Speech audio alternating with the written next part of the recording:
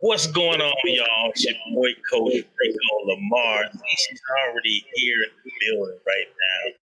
This is episode 8, GOALden Grind Circle Podcast. This episode here is based on embracing wellness, inclusivity, and mental health. Definitely. Miss Bianca, Ladee Bee, Frank here. Let me go ahead and finish this. Mental health specialist, right? Founded Wellness on the Water, differently able yard games and pull-up parties. Parenting beyond abilities, and Tears of Hope. Dedicated to mental health advocacy and support for those with developmental, I want to say disabilities. I want to say differently able. Yeah, we don't like that word. So great to have you on. Frank, how's it going? Thank you. So far, so good. I'm excited. About the dialogue. Indeed. So we're going to start. Just give the people some quick little background before we jump into the adventures and stuff like that. Okay. So how I got into working in mental health was having a son diagnosed with autism. He was diagnosed at about 4. I had no clue what I was doing. They gave me a pamphlet and sent me home. And I got drunk, cried myself to sleep. And the next day I said, let's do this thing. And I've pretty much been teaching myself advocacy ever since. So a lot of what I know is just raw in the streets, research, that sort of thing, from a parental standpoint. And just from digging deep for my son, he's 20 now. So that's 16 years later. And so now my focus is on creating inclusivity and also bringing an awareness to mental health and removing the stigma that we as people of color have around mental health, where our kids especially don't get what they need because of denial. We don't have time for that. These kids need support, so we don't have time to sit up and pretend like what's happening is not happening. It's time to get past ourselves and past just basically the layer of probably protection that our family had on back in the day and all that kind of stuff when they knew something was wrong. We're not putting Uncle Pete in the back room no more. That's not what we're doing. Uncle Pete, y'all, what y'all know about that song? Right. Uncle Pete that never came out the room. Yeah. They don't know about that. Now listen, so you wear many hats. So when it comes to mental health advocacy in our community, right? Mm-hmm. Give us just some more background, just about just the adventures that you founded, right? So I think I got first is parenting beyond ability. Yeah. So Tears of Hope started first. Okay. Tears of Hope was founded not long after. Javon was probably about 10. So it's been about 10 years that I've been doing Tears of Hope, because I created some support groups for parents. Because honestly, I didn't know what I was doing. I didn't create support groups to say, hey, let's do this. I created support groups because it was like, I don't know what I'm doing, but somebody do. Let's get together and put our information together.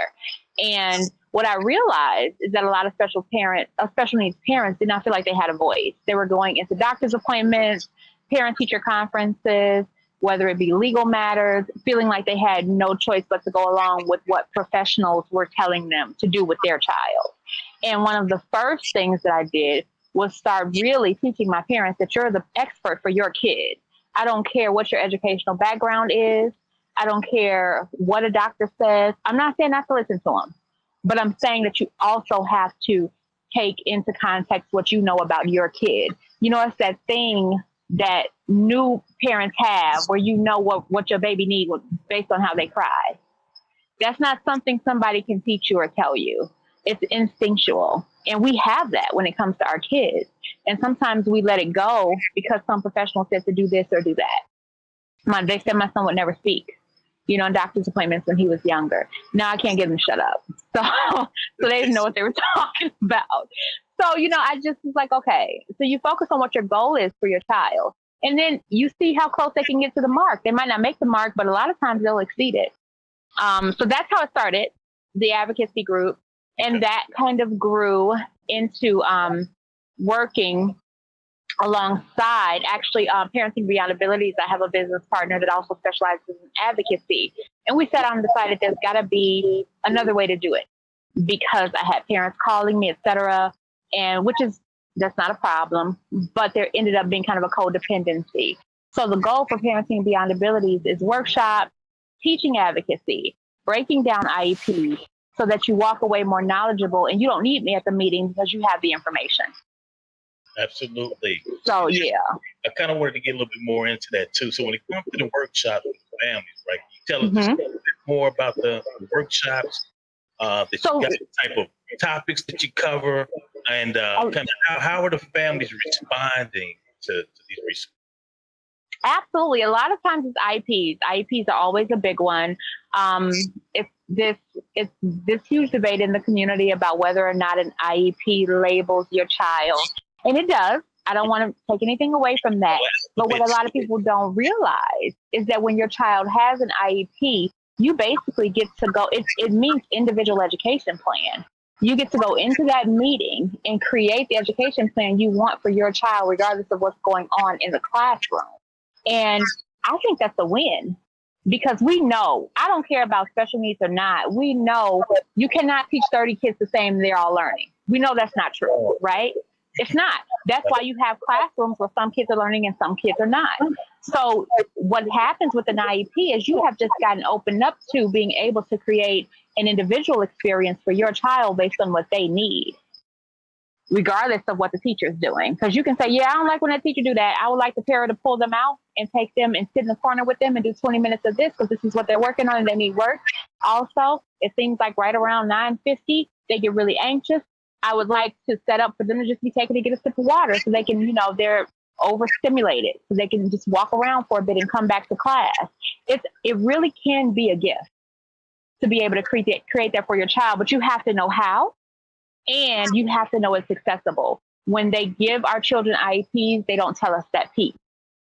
And also, the other part that a lot of people don't know is an IEP is a legal document, meaning that if the school deviates from the plan you have agreed to create with your child, they've actually opened themselves up to a lawsuit. I hear a lot of parents say, they didn't do it. They didn't do what I asked. They didn't do what I asked. Well, yeah, you can sue them. Absolutely. And our brother, Dr. Umar, Umar Johnson, he talks a lot about this component, just in general. A lot of our kids are misdiagnosed. I was dedication to 20 plus years, K-5, K-12, in special education. So, and we can get into it too. We can keep it all the way real. Yeah, because we bumped into each other a time or two, a decade or so ago, but we ain't got to talk about how long ago it was. Look, we alphabet soup, all of these DVDs, right? Blah blah blah blah. Yep. Right? You all know a lot of times it's come down to money. Absolutely. So absolutely. It's what do you think about the misdiagnoses of our? So I am very sensitive about the misdiagnosis, because what they don't talk about is the fact that if your child is misdiagnosed early on, it is almost impossible to have your child diagnosed again, because other doctors do not want to debunk another doctor's diagnosis, because it opens that doctor up to a lawsuit. So the chances of your child being misdiagnosed, especially the younger they are, I believe the higher it is. I think, first of all, I think you should start out by saying, okay, if they say this is what they believe your child has, I would research not only what qualifies them for that, but also what goes along with their age group. Because if your child is diagnosed with autism at 2, based on their speech, well, we all know at 2 years old, some children have some speech impediments and some speech delays. So what other issues? This is where we ask a lot of questions. What are the specifics that you found in your testing that said my child is autistic? Can the specifics of what you said also be recognized as where they are socially with their age group? Or is it so far off that this must be a diagnosis? These are conversations you can have. Also, a lot of people don't realize, a lot of people will go forward with diagnosis to get services. A lot of parents end up doing it to get extra services at the school. And when they go for extra services at the school, they believe you have to have an official medical diagnosis. And the truth is you do not. You can have your child diagnosed with high sensory needs in order to get accommodation. So you don't have to get the diagnosis super early to get services. Now I'm looking here on the advocacy piece. What else? Mhm. On it a little bit. What other, I guess, support? What all comes with that?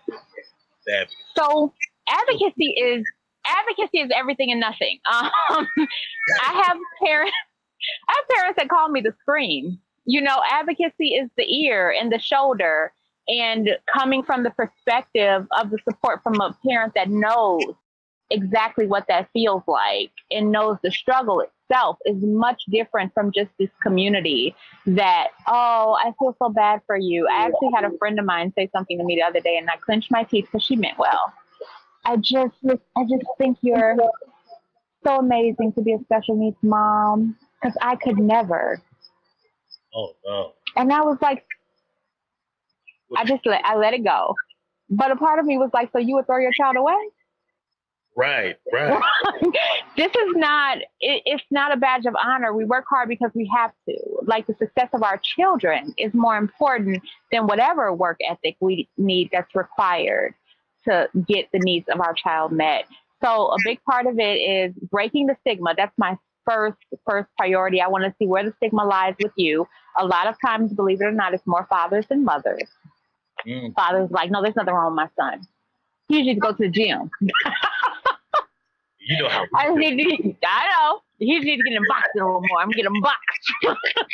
Listen. What he said, what's he call it? ADHD? He said daddy man, I mean, but that's real. I mean, there's a reason why you need both. So does that mean that ADHD doesn't exist, or does that mean that the dynamics of two parents makes ADHD more manageable? That's a good question. So if you have a kid that you have taught to put their energy into something, let's use Michael Phelps. Michael Phelps is this amazing swimmer, like Olympic winning swimmer. So Michael Phelps' energy goes into that. And I'm almost certain when Michael Phelps gets overwhelmed and gets in sensory overload, he wants to go swimming. So just imagine if Michael Phelps' parents had not actually given him that outlet. So in the Black community, when I sit up and say, there's nothing wrong with my son, I am limiting his progress and not even looking for an outlet because I'm in denial. And that is dangerous. That's how you end up with a lot of people standing on the corner with mental health issues and nowhere to go and nothing to do with them. Absolutely. So with all of your, this is as far as collaborating, right? Mm-hmm. So with all your mental health initiatives, how do you just collaborate with, I know you said you had a couple of partners, you've been working with organizations. Like, how does that work? So I was very smart about it because I do approach it from a parental standpoint, but I also think it's very important to be approached from the standpoint of someone with the degrees. So I partner very closely with a Black therapist that has her own practice that also can diagnose and help with testing, etc. I also partner very closely with a really good friend of mine that's in school for her master's in advocacy and social work as well. So she's in tune with the pieces and parts of bills, etc., and working on that angle of changing things for our community. So together, we put all the pieces together. Currently, right now, I am collaborating with Boys and Girls Club. I do some mental health groups there. I'm also currently collaborating at a couple of schools. I do some mental health groups and one-on-one support there. So I think realistically, there's opportunity for collaboration everywhere just because mental health is a thing everywhere. There's nowhere that it's not, you know? Did that answer your question? You know, I can run on a little bit.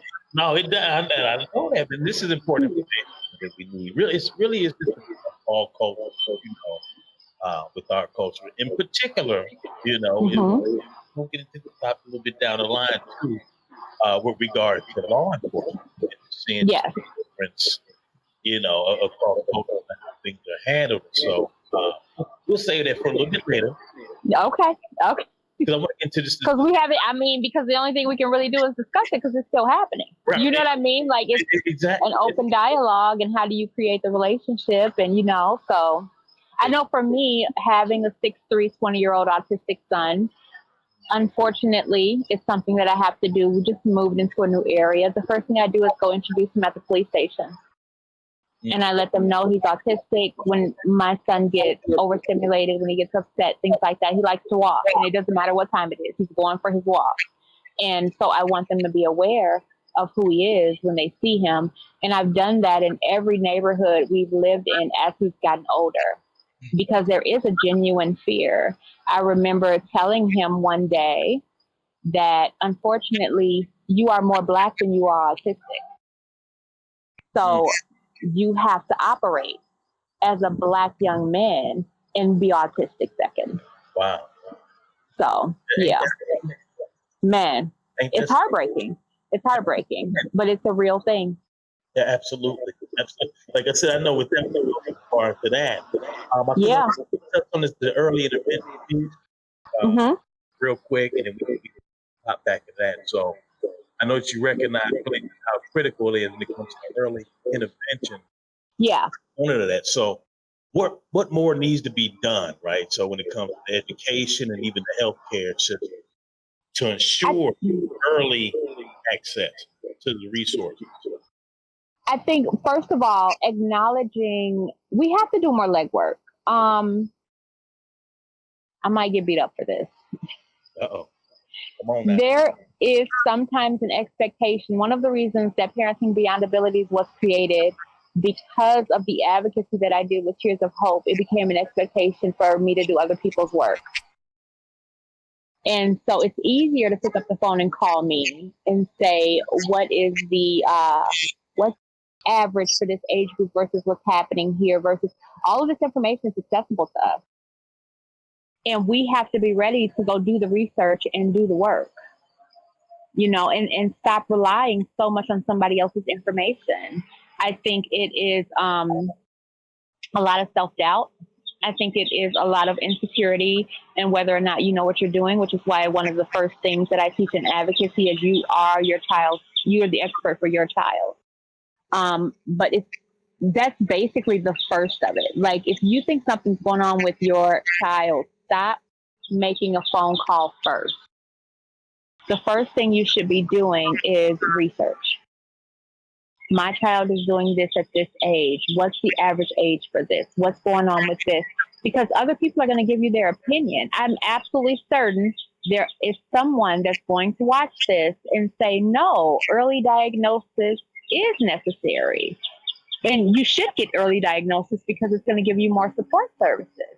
Yes, it will. But if your child is diagnosed inaccurately, correcting that, it takes a while. But that's my opinion, see?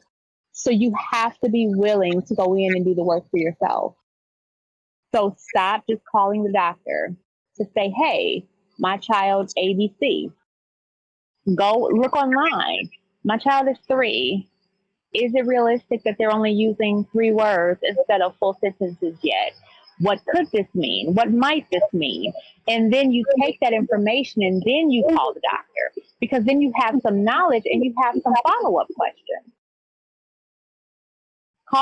Calling other people first to help you figure out what's going on with your kid leaves you vulnerable to information you have not tapped into. Absolutely. And see, and that's a little bit about kind of going back to the important piece too. I like how you kind of took more of a proactive approach. Said, new neighborhood, let's go down to the station. Right. I think that, like you said, parents make those type of steps. Yep. And then understand the power you have. Every person that steps into my son's life, we employ them. Case manager, social worker, teacher, we employ them, which means I can fire them. I know that's right. And I have. Right. So we don't realize that, and we don't step into that. I'll never forget, I dismissed this woman from the meeting. It was my first time meeting her, IEP meeting. She came into the room. My son couldn't have even been 10. And she said, so what are you thinking about for his future? Do you think he's going to end up in a group home, or is he just going to live with you the rest of his life? My son wasn't even 10. I said, so I gave my son the name I gave him because I thought it would look good on the side of a building because I knew I was raising the CEO. So he might open a group home. I said, but you are dismissed from this meeting and you are to have no contact with my son ever again because you've already decided that he has limitations. I don't put limitations on my son. You know, and so that's what I mean by, as far as, this is why we got to be in the building. You know what I mean? Yep. Cool. Yep. So I show up in the meeting to do that for parents until they're comfortable enough to do it themselves. Look, girl, you got a gift, man. And see, you know, you got anointing on your life. You know, you calling. Thank you. Here. You know what I mean? It's a little heavy sometimes, yeah, but yeah. Okay, so I want to go over a few steps before we end. Indeed. So let's do this step by step. Advocacy, breaking the stigma. First, you want to accept this could be a thing. Don't be in denial. You have to remember, the further in denial you are about the fact that of what's going on with your child, that basically means that they're not getting what they need because you're too busy in your feelings. Come out your feelings. You get 5 minutes to be emotional, then you got to be gangster. Secondly, research. If you are seeing a behaviorism and you're not sure what that means, open up your computer, research, and don't go to Wikipedia, please. Like, research for real. Go to 4 or 5 different reputable websites, see how much of the information lines up versus what doesn't. Information from, people with real degrees, things like that. See what lines up, what doesn't. Take that information, reach out to a specialist of some kind. Ask them those same questions. Tell them what you found online. Ask them what their opinion is and break that down. And then you go from there with, what services can my child get without a medical diagnosis? Because there are a lot. Does my child require a medical diagnosis to get adjusted services at school? What does my child need so that we can move forward? And then you move forward in that. Everything is a stepping stone. And that's when you find someone like me that can come in and support you, because you're going to have hard days. You're going to want to scream. You're going to want to cry. You're going to do all the things. And I'm here for it. Whatever you need, we can have a scream fest. And then you need somebody to advocate for you while you're learning, as long as you're putting the energy into learning to advocate for yourself. And from there, sky's the limit.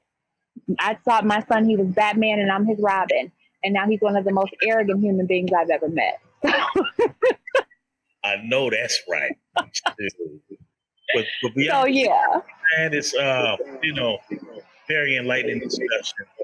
The advocacy, pretty much across all of your organizations. Absolutely. So I like to call myself the full circle. So whatever it means. Miss Ladee Bee too. If y'all see her out and about, it's Miss Ladee Bee. Yeah. Yes. But again, so where can I find you at? So I am on Facebook, working on the website now. It'll be coming soon. But Tears of Hope Minneapolis on Facebook. Also, differently able. We'll have to do that website for you. Does that motivate multimedia? Listen, that part. This is what I'm trying to do. Recognize. Yes. Look, it's the collaboration. Already. Tears of Hope Minneapolis on Facebook. I will send you the link so you can tag it. Also, Differently Abled Yard Games and Pull-Up Party. That's the business I started for my son. So also, and then you can always just email me at ladeebianca@gmail.com and let's chat. Listen, man, give it up for her. I gotta give it up for her. Yes, here, y'all. Y'all already know what time it is. Let me just do that one more time. I gotta show off. Right, exactly. And stuff like that. But yeah, so we're gonna meet in the virtual studio after this. Yes. We're about to sign off. This is Coach Rico La'Mar. I will have Miss Ladee Bee's links down in the description of this video as well. And so, as always, guys, these are the critical discussions that we need with GGC GOALden Grind Circle Podcast. If you are new here, this is pretty much what we're about, man. Empowering others. Yes. Through education, through conversations, through mentorship. We have a business component as well. So if anybody's interested, reach out to us, motivatebiz@gmail.com. That's MOTIV, the number 8, biz, BIZ, @gmail.com. I plug like 80,000. Right, you got to plug it in. You should make it a little shorter. It's easier to plug when it's shorter. We'll have that stuff, down in the description box as well. But as always, dope conversation. Let's see. Okay, we good to go. Okay. Hey, we out to speak.